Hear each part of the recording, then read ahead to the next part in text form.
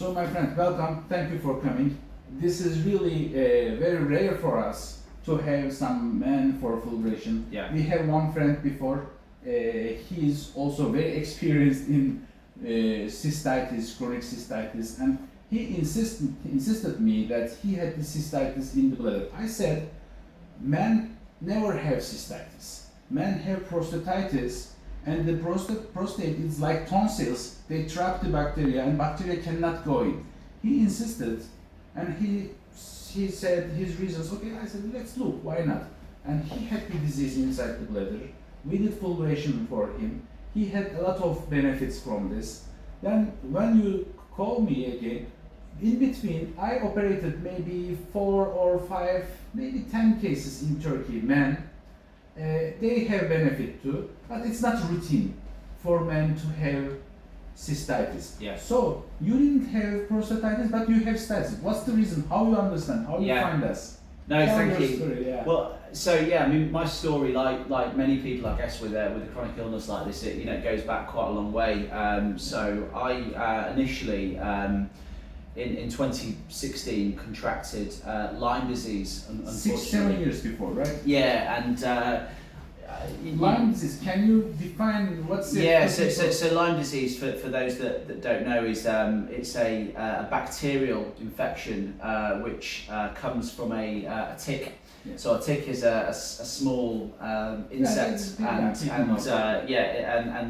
within several of these, well, many of these ticks, they have a bacteria called Borrelia, and it's quite prevalent actually in certain parts of Western Europe that these ticks can actually transmit this bacteria onto a human being, and sadly Do you have it in UK or?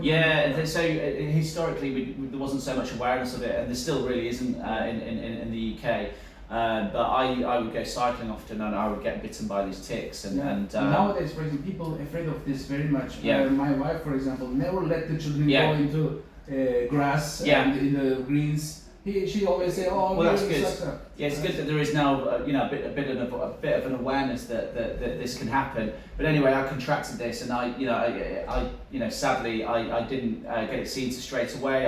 There's a lot of confusion from the doctors as to what it was causing. And ultimately, I was in quite a bad situation with Lyme disease. I was being treated, finally after about a year.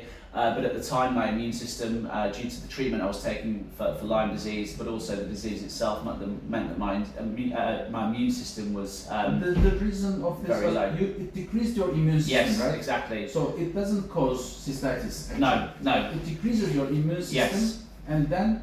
So exactly, it wasn't the Lyme that caused cystitis, but I unfortunately did contract cystitis. I was having many baths at the time, and I think there was some bacteria potentially in that bath which ended up entering my body, which So in a normal situation. That was the reason, right? Yeah.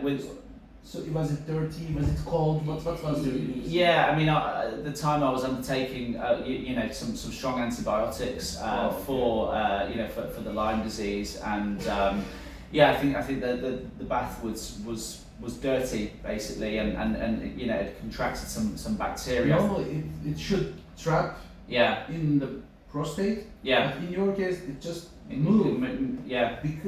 Maybe because the defense was collapsed, and defense meant that there was no immune system. It passed into bladder. Yeah. Yeah, it's certainly seemed that way, and I contracted a UTI, and I didn't know what it was.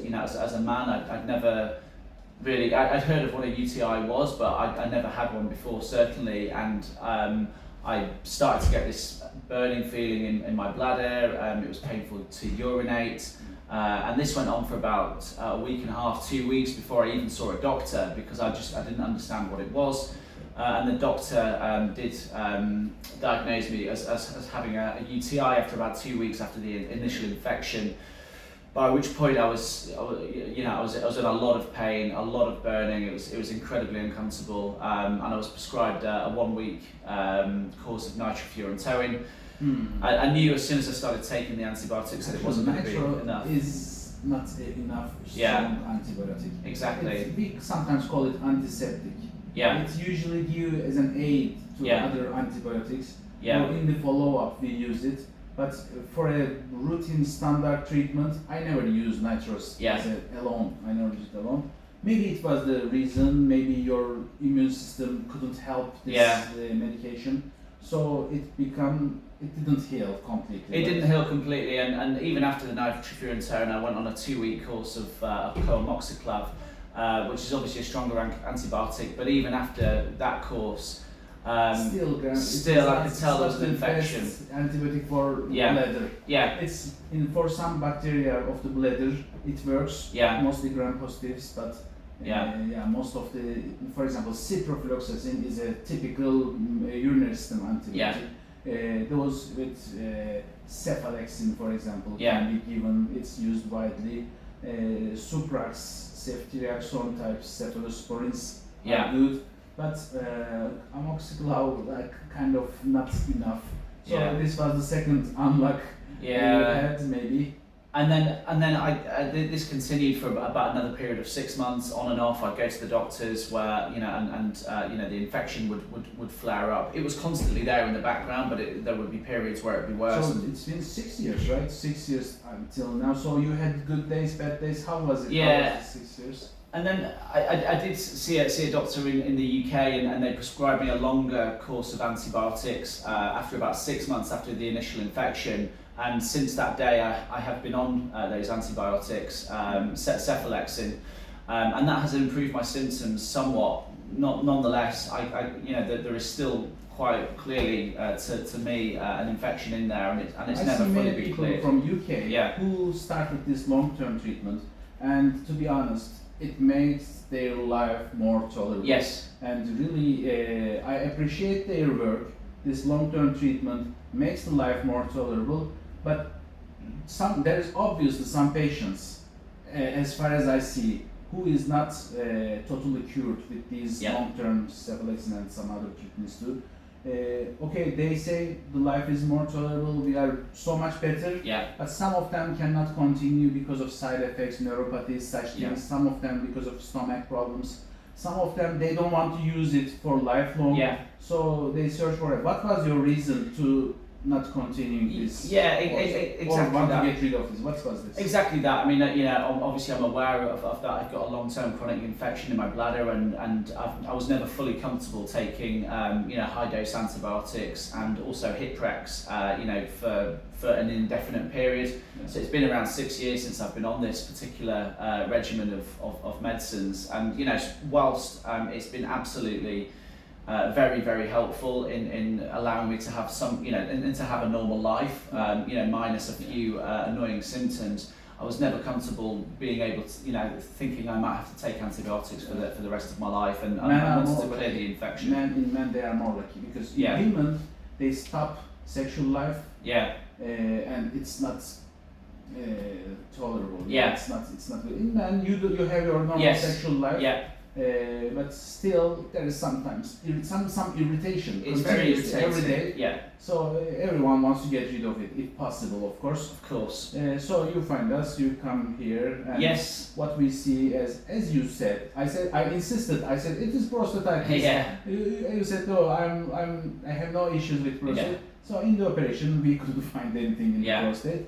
Just some discharge came out, which is normal in every man. If you squeeze the prostate, some discharge will come out. So I think really it's not prostatitis in your case. There was really in the bladder, which must be rare, but still I see some patients like this. So what we did is classic fulguration. I improved technique a little bit. I noticed that normal conventional instruments, which we use in prostate operations, bladder cancer operations, rigid instruments, they are designed to show us better the bottom of the bladder, and they have a special angle, and they show it better they show direct and 30-degree down. So when we turn it, we see the side walls, but using flexible instruments changed my operation type. When I look from upside down, I see better some parts of the bladder. So we tried everything. I did my best. We did the fulguration. Now we have to wait and see. This is the most stressful part. Only 50% of the thing is finished now. So we will see how will be your follow-up, how will be your healing. So it has been how many days after the operation? So it's now Friday. I had the operation on Monday. So it's possible. Do you think it's possible to come on Sunday, operation Monday, and go back to home at Friday? What do you think about it? No, I think it's better to wait a few days. My experience is that we were operated on Monday, and you take either a spinal anaesthetic or a general anaesthetic, and then immediately there is a catheter and a urinary bag attached, to drain the bladder. So it absolutely would not be possible to leave, certainly not that day or the day after. Yeah. And it takes a few days for And recently I'm keeping the catheter longer. Yeah, exactly. Previously I was taking it out before discharging the patient, next day after the operation. But now, after new technique, I'm doing circular fulguration on the bladder neck. So every part of the bladder neck is touched, operated. Yes. Yeah. And I don't trust myself to take the catheter out first day. Yeah. I think there will be trouble, so I keep it. I send you to a hotel with the catheter, and 2 days later, sometimes 3 days later, we take it. So we operated Monday, and we take the catheter out Wednesday. Yeah. It may be Wednesday or Thursday. Yeah. So today is Friday. When do you think it is safe to fly back? Well, I'm going to fly back this afternoon, and I feel comfortable with that.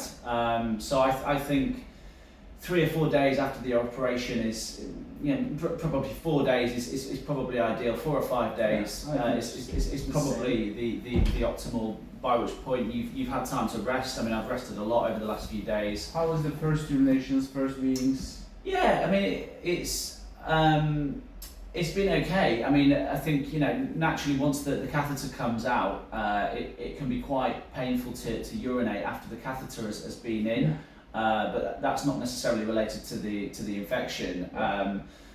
And aside from that, it's been okay. And look, there has been some pain there, which is understandable. There's a scar tissue all around the bladder. Now there's a real scar tissue. Yeah. I burned these tissues fulgurated. Yeah. So there's a scar now. Then it will be covered with a scab. Yeah. After 3 weeks, the scab will come out, and there may be some bleeding at that day. Yeah. When the scabs fall, and I will give you some medications, some pills. To stop the bleeding if you have. Okay. And usually at 3rd weeks things may change. They may become a little more better or a little more worse. Yeah. So after then we will see. Everybody have different response. Some of them heal very nicely, easily. I am experiencing women mainly. Yeah. But for men I think it will be the same. So we will see, and we will. I follow up with this video talks and WhatsApp messages, such things. It's possible. So we will follow you. Yeah. Well, thank you. And look, I've really appreciated the experience, and you've been very friendly and understanding, and I'm really grateful that you offer this treatment. Thank you. I hope this is okay. It is important, but I want the cure. I want to improve the curing rates. I hope it will work in you too. Thank you very much for coming. Thank you very much for choosing, and thank you very much for the video. No, it's been a pleasure. Thank you.